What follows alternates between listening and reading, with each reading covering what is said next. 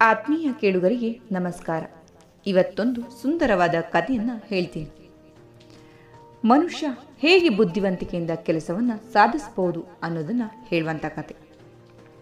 ಅಮೆರಿಕಾದ ನ್ಯೂಯಾರ್ಕ್ ತುಂಬ ಜನಸಂದಣಿಯ ಸ್ಥಳ. ನೆಲದ ಮೇಲೆ ಒಂದಿಂಚು ಸ್ಥಳ ಸಿಗದೆ ಸಮುದ್ರವನ್ನೇ ನುಂಗಿ ನುಂಗಿ ಭೂಮಿಯನ್ನು ಸೃಷ್ಟಿಸಿದ್ದಾರೆ. ಆದರೂ ಬೆಳವಣಿಗೆಯ ದಾಹ ನಿಲ್ತಾ ಇಲ್ಲ. ಎಷ್ಟು ಜಾಗವಾದರೂ ಬೇಕು. ಎಷ್ಟು ಎತ್ತರದ ಬಹುಮಹಡಿಗಳ ಕಟ್ಟಡ ಕಟ್ಟಿಸಿದರೂ ಮನುಷ್ಯನ ಬೇಡಿಕೆಗಳು ನೀಗ್ತಾ ಇಲ್ಲ. ಭೂಮಿಯ ಬೆಲೆ ಆಕಾಶವನ್ನು ಮುಟ್ಟಿದೆ. ಜನಕ್ಕೆ ಇರುವುದಕ್ಕೆ ಮನೆ ಸಾಕಾಗ್ತಿಲ್ಲ. ಎಲ್ಲಿ ನೋಡಿದ್ರೂ ಕಾರುಗಳು, ಅದೆಷ್ಟೋ ತರಹದ ಕಾರುಗಳು. ಕಾರು ಇಡೋದಕ್ಕೆ ಜಾಗ ಇಲ್ಲ. ರಸ್ತೆ ಮೇಲೆ ಕಾರ್ ನಿಲ್ಲಿಸುವಂತಿಲ್ಲ. ಕಾರು ನಿಲುಗಡೆಗೆ ಸ್ಥಳಗಳಿವೆ. ಎಷ್ಟೋ ಬಾರಿ ನಿಲುಗಡೆಗೆ ಸ್ಥಳ ಸಿಗದೆ ಎಲ್ಲೋ ಇಟ್ಟು ಮೈಲಿಗಟ್ಟಲೆ ನಡೆದು ಕೆಲಸಕ್ಕೆ ಜನ ಹೋಗೋದು ಉಂಟು. ಕಾರು ನಿಲುಗಡೆಗೆ ತಿಂಗಳುಗಳ ಮೊದಲೇ ದುಡ್ಡು ಕೊಟ್ಟು ದಾಖಲೆ ಮಾಡಿಕೊಂಡಿರಬೇಕು. ಇವೆಲ್ಲ ಪರಿಪಾಟಲುಗಳು ಬೃಹತ್ ನಗರದ ಸಾಮಾನ್ಯ ಸಮಸ್ಯೆಗಳು. ಒಂದು ಬಾರಿ ಒಬ್ಬ ಭಾರತೀಯ ವ್ಯಾಪಾರಿ ಒಂದು ದೊಡ್ಡ ಬ್ಯಾಂಕ್ಗೆ ಹೋದ. ಅಲ್ಲಿಯ ಉನ್ನತ ಅಧಿಕಾರಿಯನ್ನ ಭೇಟಿಯಾದ. ನಾನು ಭಾರತಕ್ಕೆ 2 ವಾರಗಳ ಮಟ್ಟಿಗೆ ವ್ಯಾಪಾರದ ಮೇಲೆ ಹೋಗಬೇಕಿದೆ. ಆದರೆ ನನಗೆ ಸ್ವಲ್ಪ ದುಡ್ಡಿನ ಕೊರತೆಯಾಗಿದೆ. ನನಗೆ ತಮ್ಮ ಬ್ಯಾಂಕ್ನಿಂದ ಸಾಲ ದೊರಕುತ್ತೆ ಅಂತ ಕೇಳಿದ. ಆ ಅಧಿಕಾರಿ, ಸಾಲ ಸಿಗ್ಬೋದು, ಆದರೆ ನಿಮ್ಗೆ ಎಷ್ಟು ಸಾಲ ಬೇಕು ಅಂತ ಪ್ರಶ್ನಿಸಿದ.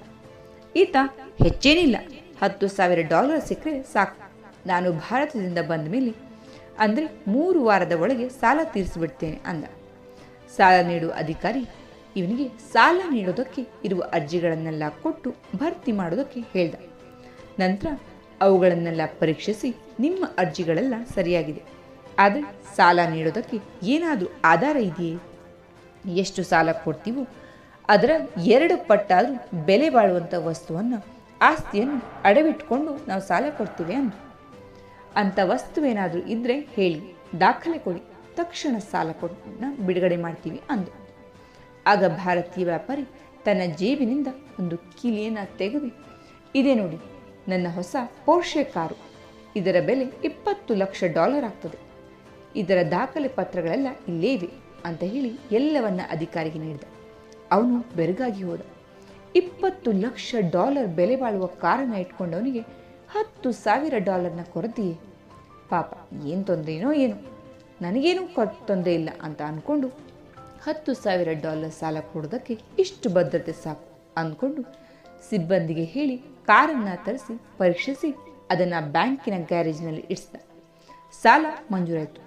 3 ವಾರಗಳ ನಂತರ ಈ ಭಾರತೀಯ ವ್ಯಾಪಾರಿ ಬ್ಯಾಂಕಿಗೆ ಹೋಗಿ ಅಧಿಕಾರಿಯನ್ನ ಕಂಡು $10,000 ಮತ್ತೆ ಅದಕ್ಕಾಗಿ ಇದ್ದಂಥ $20 ಬಡ್ಡಿಯನ್ನು ಸಹಿತ ಸೇರಿಸಿ ಕೊಟ್ಟು ಕಾರನ್ನು ಬಿಡಿಸ್ಕೊಂಡು ಹೋದ. ಅಧಿಕಾರಿಗೆ ಕುತೂಹಲವನ್ನು ತಡೆದುಕೊಳ್ಳಲಿಕ್ಕಾಗದೆ ಕೇಳ್ದ, ಸ್ವಾಮಿ, ಇಷ್ಟು ದೊಡ್ಡ ಕಾರನ್ನು ಇಟ್ಕೊಂಡವರು $10,000 ತೊಂದರೆ ಹೇಗಾಯಿತು ಅಂತ. ಅದಕ್ಕೆ ವ್ಯಾಪಾರಿ ಹೇಳ್ದ, ನನಗೆಲ್ಲಿ $10,000 ಬೇಕಿತ್ತು? ಇಷ್ಟು ದೊಡ್ಡ ಬೆಲೆ ಬಾಳುವ ಕಾರನ್ನು ಎಲ್ಲಿಡೋದು ಅಂತ ಚಿಂತೆಯಾಗಿತ್ತು. ಕೇವಲ $20ಗೆ 3 ವಾರಗಳ ಕಾಲ ಯಾರಿಷ್ಟು ಭದ್ರತೆಯಿಂದ ಕಾಪಾಡ್ಯಾರು? ಅದಕ್ಕೆ ನಿಮ್ಮಲ್ಲಿ ನಿಲ್ಲಿಸಿ ಹೋಗಿದ್ದೆ ಅಂತ ಹೇಳ್ದ. ಅಧಿಕಾರಿ ತೆರೆದ ಬಾಯಿನ ಮುಚ್ಚಲೇ ಇಲ್ಲ. ಇದು ತಮಾಷೆ ಅಂತ ಅನಿಸಿದ್ರು ಕೂಡ ವಿಶೇಷವಾಗಿದೆ ಅಲ್ವಾ?